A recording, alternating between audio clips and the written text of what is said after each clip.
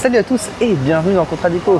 Aujourd'hui, on est toujours en Thaïlande et on est au pied de mon hôtel pour justement parler de la dernière vidéo. Alors, le but de la dernière fois, c'était que vous me proposiez des sujets en rapport avec la Thaïlande et le sujet qui avait le plus de pouces bleus, j'en faisais une vidéo. Bon, vous m'avez proposé pas mal de sujets et pour ça, merci beaucoup. Mais finalement, vous n'avez pas réussi à départager un sujet ou un autre.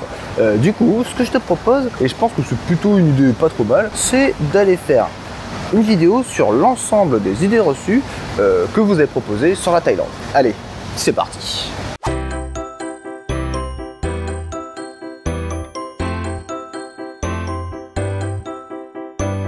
Alors la première idée reçue a été proposée par Isabelle et elle nous dit qu'en Thaïlande on mange du rat et du chien.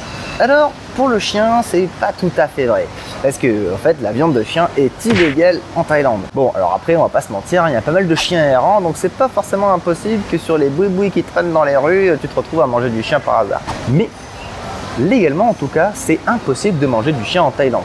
Il faudra aller au Vietnam ou en Corée où là ils servent du chien de manière complètement normale. En revanche, pour la viande de rat, ça c'est carrément vrai. En effet, en Thaïlande, le rat est considéré comme un mets luxueux. Il est 6 fois plus cher que le poulet.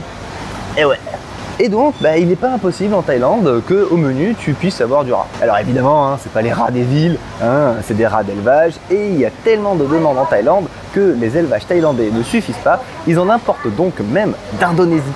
Mais en Thaïlande, on peut manger autre chose que du rat. On peut manger des insectes, et voire même des arachnides, un peu comme les scorpions. Et du coup, on va aller tout de suite sur Khao San Road pour aller goûter des scorpions ou des choses comme ça. Allez, c'est parti. Et voilà, donc là, on est toujours à Bangkok, à la Khao San Road, où il y a énormément de marchés ambulants et plein de conneries à acheter. Donc c'est hyper animé et on va essayer d'y trouver pour manger des insectes. How much? 100 baht. The big one. Ah, c'est gros quand même. Bon voilà, on a trouvé les scorpions. Du coup on va goûter. Bon, on a fait les petites tapettes, on prend un petit.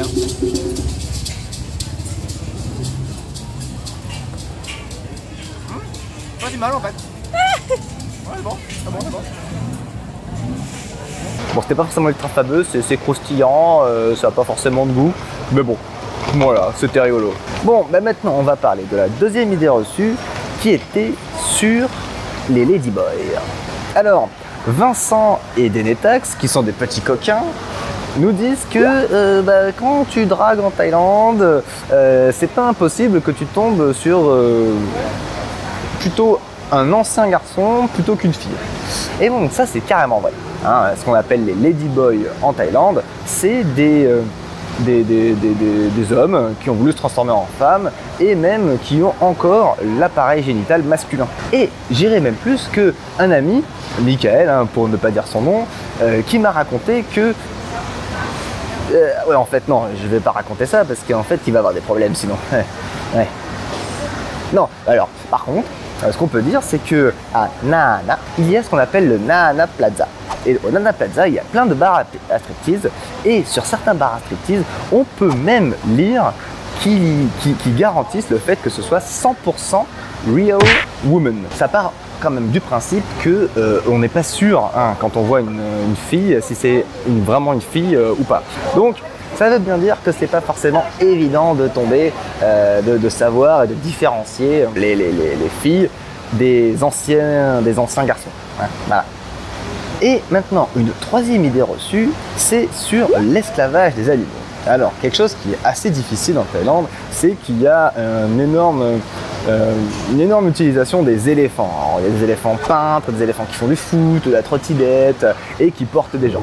Le traitement de ces éléphants est assez particulier, ils sont énormément violentés dès la petite enfance justement pour être domestiqués. Ça va être difficile même de faire un contradico sur ça parce que bon, les animaux souffrent et c'est pas forcément le but. En revanche, il est possible en Thaïlande d'avoir des expériences avec des animaux et même avec des éléphants en allant dans des réserves qui participent à la réinsertion des animaux dans leur espace naturel et du coup c'est l'occasion vraiment de pouvoir se rapprocher des animaux et les aider. Et ensuite, il y a une autre possibilité. Sur les îles de Phi Phi, pas pipi caca, hein, c'est pipi PHI. On peut y faire un trip sur la plage de Maya Bay. Alors la plage de Maya Bay, si tu connais pas, c'est le film La Plage. Et pour y rentrer, il faut payer un droit d'entrée. Et ce droit d'entrée permet de financer des projets de conservation de la faune et la flore locale. Et donc, grâce à ça, on peut aller voir dans leur état naturel énormément de poissons et même des singes. Alors, ce qui est assez incroyable, hein, c'est qu'on a vu énormément de poissons, on a pu voir des requins et on a pu y voir même une tortue. Et ouais, et tout ça, tous ces animaux, vraiment dans leur état naturel. Et ensuite, on a pu aussi aller sur l'île aux singes. Voilà, donc c'est une île où les singes vivent là à l'état sauvage. Et donc, on se rapproche avec un bateau. Et les singes sont là, ils nous attendent.